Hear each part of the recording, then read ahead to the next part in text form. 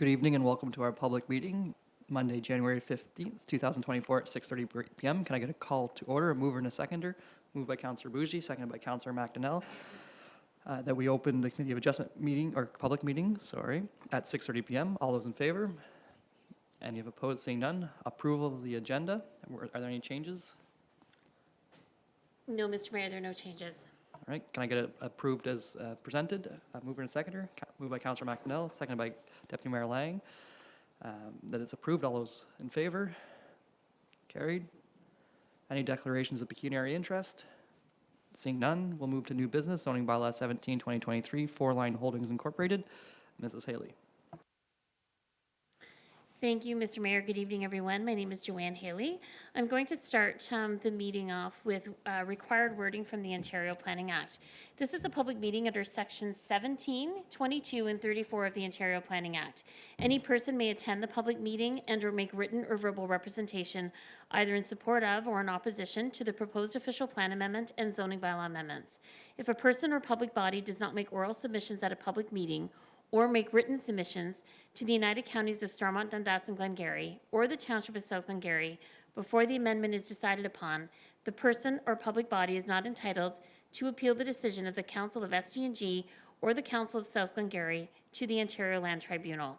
If a person or public body does not make oral submissions at this public meeting or make written submissions to SDG or to the Township of South Glengarry before the bylaw is decided upon, the person or public body may not be added as a party to the hearing of an appeal before the OLT unless there are reasonable grounds to do so. So tonight, the purpose of the public meeting is to deal with both an official plan amendment and a zoning bylaw amendment for the property that is legally described as part of Lot 9, Concession 1, being Part 1 of Reference Plan 14R 5459 in the geographic township of Lancaster, now in the township of South Glengarry. The subject property is located on the east side of 4th Line Road, north side of the 401, and approximately 5 kilometers or 0.5 kilometers north of the 401. This is a map of the subject property. You'll see the area that's highlighted in black reflects the entire property that we're speaking about this evening. The subject property is approximately 15.5 acres in area. The existing buildings on the subject property are composed of 2 dwellings, a cell tower, as well as accessory structures, and they are serviced with a septic system and a well. No new services are being proposed at this time. The subject property abuts the main branch of the municipal drain that's also known as Gun Creek. And again, this is an area of the subject property. Directly to the north would be the railway. And then 4th Line Road would be on the left side of the screen or on the west side of the property. And then the 401, as you can see, is just to the south. We do have a few images of the area. There's a combination of images that were taken from Google Earth as well as photos that were taken during the review of this application. So you can see that this property used to be an agricultural property. It was farmed. Generally, it was planted with corn. And this is what the site looks like today. There has been site alteration and work completed to date. And then this would be current photos that were taken in the last 20 days at the time of processing the application. And this is the public notice of the sign that was placed on the subject property. And I do have various photos to go through here. This would be looking south or southeast. And this would be looking north.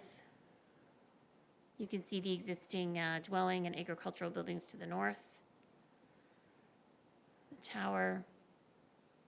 This is a photo of the municipal drain that's located on the east side of the subject property. This is basically a swale or a small ditch that was constructed that's located between the municipal drain and the proposed parking area. And again, just more images of the parking area. And this would be the very kind of southeast corner of the property. It just drops off here. So the property is currently designated agricultural resource lands in the United Counties official plan, and that's the reason why we're dealing with an official plan amendment. And the subject property is zoned highway commercial in the Township of South Glengarry zoning bylaw. In looking at the history of the zoning, it appears that a site-specific zoning amendment was applied for in the former Township of Lancaster many years ago that resulted in this property becoming highway commercial zoned. Here's a picture of our zoning map, and you can see that the subject property is primarily surrounded by pink, and the pink represents a highway commercial zone. And then the area that's highlighted is just highlighting the location of the subject property, the area in green. So the purpose of the amendment number 22 to the official plan for the United Counties of SD&G is an amendment initiated by the individual pursuant to Section 22 of the Planning Act to redesignate approximately 6.28 hectares of land in the Township of South Glengarry from the agricultural resource lands designation to a special land use district designation in order to permit highway commercial uses, including transportation terminal and warehouse distribution center uses, or adding those uses on the subject lands. The proposed development consists of 246 parking spaces containing 68 truck parking spaces and 178 trailer parking spaces, and these are approximate. There are no new structures proposed to be erected as part of the proposed development. The purpose of the zoning amendment is to rezone the subject property from highway commercial to highway commercial exception 10 to permit the following. To add the following additional permitted uses, being a transportation terminal and warehouse distribution center. These uses are uses that are found in the light industrial zone, so the applicant is requesting to have them placed in the highway commercial zone. And to reduce the required 30-meter watercourse setback for development and site alteration to 10 meters. Also to permit shipping containers on the subject property located only in the rear yard and stacked no more than 2 high, as well as permitting a transportation terminal as a use without the erection of a building on the subject property, and permitting more than 50% of lot frontage as driveways and parking. All other applicable provisions of our zoning bylaw 3809 as amended shall continue to apply. The United Counties of SD&G official plan does not permit commercial and light industrial uses within the agricultural resource. The owner wishes to establish and operate a parking lot serving the trucking industry on the subject property, hence the purpose of the OPA. This is a site plan that was provided to us from the applicant. The next slide has more of a zoomed in photo. But what you can see here is the north end of the property is to remain with the existing structures on it. And then the middle to the south end of the property has been altered to be able to accommodate the proposed parking as previously described. Here's an area that gives a little bit more detail. What I can say is that the applicant is working closely with the United Counties of SD&G Transportation Department as well as Ministry of Transportation to determine the ideal location for the entrance to access or provide ingress and egress for the subject property. The proposed official plan amendment and zoning amendment appear to be consistent with the Provincial Policy Statement 2020. Additional review is required to support the reduced watercourse setback. So to explain that a little bit further, we have requested an environmental impact study as well as a topographic survey to determine where the floodplain is. And this will be further examined as we go along in the process. And this will also be addressed in our report to council when recommendations are ready to be made. The official plan amendment and zoning amendment, if the official plan amendment and zoning amendment are approved, the proposed development will be subject to a process called site plan control. And the United Counties of SD&G, the Ministry of Transportation, CN Railway, and the RCA have been circulated on this application, as well as all property owners within 120 meters of the subject property and all of their legislated agencies. CN has responded to the circulation, and they have confirmed that they have no objections to the variance as proposed. They labeled it as variance in their response. As the proposed development adjacent to CN's main line, they have provided protective measures that they are recommended to be followed during development. So there's a few comments they had specifically that will be addressed through site plan control stage if this application is approved. The Ministry of Transportation has confirmed that they do not have any objections to the proposed amendment and has confirmed that ministry approval and permits will be required prior to development. We recognize that the development has occurred, but we are repeating what their letters have stated, and MTO is aware of that also. The United Counties of SDNG has not provided any comments to date. However, we are expecting comments, and we're expecting the comments to arrive to be included in a report to council. And those comments would be specifically from the Transportation Department in terms of traffic access, etc. The Raisin Region Conservation Authority has confirmed that they are currently reviewing the documents and applications and will provide full comments on the application as soon as possible, and are pleased to be advised that despite any zoning provisions, development, or interference inside or adjacent to watercourses, inside or within 15 meters of the floodplain, and inside or adjacent to provincially significant wetlands is regulated by the RCA. They will be providing us more detailed comments at a later date. And the reason for this is because we are still working with the applicant and obtaining information from them in the studies that they're doing to actually determine the exact location of where the floodplain is and the impact to the water course. So it's not that they didn't want to provide comments at this time. We're just working through the file. The official plan amendment will be subject to a decision of County Council, and the zoning amendment will be subject to a decision of South Glengarry, and we will be bringing staff reports with recommendations for both application to Council for consideration in the near future. It may not be for a few meetings, again, because we're working through the process, obtaining the additional information that's required, and County Council is required to approve the official plan amendment before we will approve or recommend any approval for zoning amendments. We are requesting the public to provide us any comments by Friday, January 26th at 4 p.m. if possible. And at this time, Mr. Mayor, I would like to turn it over to the applicant's planner, Mr. Tim King, and he will provide additional information regarding the development on the subject property. So thank you. Mr. King, can you hear us? Great, we can hear you, so please proceed.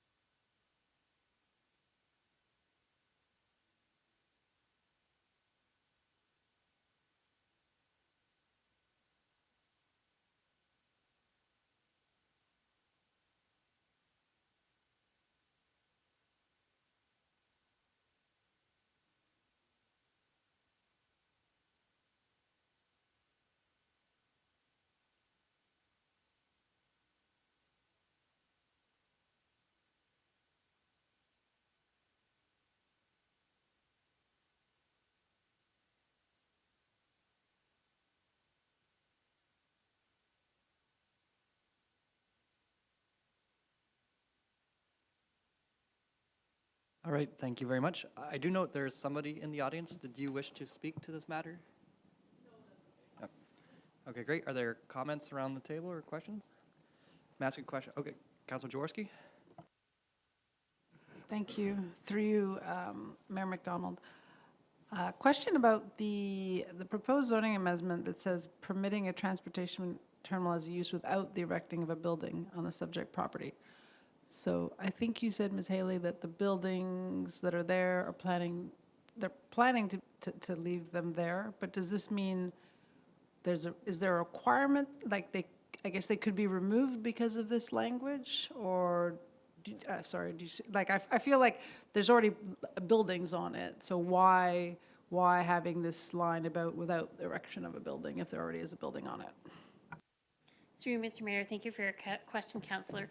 The reason for that is because there's no buildings being proposed to support the transportation or terminal and warehouse use. So that's the reason, and like they're not building a distribution center or an office space or anything that's associated to the specific additional uses. So if I understand correctly, there's nothing that would require these buildings to stay either in the amendment? Through you again, Mr. Mayor, no, there is not. That they could ask for permission to demolish the existing dwelling and accessory structures at any time. And if that's the case, and if this amendment were to be approved, then there's no obligation for them to construct new structures on this location. My second and last question had to do with the watercourse setback. And I know I fully admit that perhaps this is my memory that's incorrect, but asking for the 10 meters in the zoning amendment rather than as a minor variance, or why is it being asked for here? And it hits me again, maybe my memory's going, but that it's a bit unusual to be asking it at this point. Thanks. Thank you, Mr. Mayor. So no, that's a good question. So when you're doing a site-specific zoning amendment, you want to capture all of the requests or all of the sections of the bylaw that you're unable to comply with. So it would be redundant to do a site-specific zoning amendment and then do a minor variance after the fact when you can capture everything through the zoning amendment process. To go a one step further to provide some context, we had pre-consultation meetings with the property owners in early 2023 in advance of any site works being completed. In that meeting, our drainage superintendent, Gary McDonald, supported a reduction of up to 10 meters and for access to the municipal drain. However, going through this process, we have since learned with the topographic survey that there's potentially floodplain. We're looking at the fish habitat. So that's why we both Tim and myself mentioned in the presentation that we'll be doing further work on that to ensure we can support a reduction of 10 meters. So I hope that answers your question. I went a little beyond, but.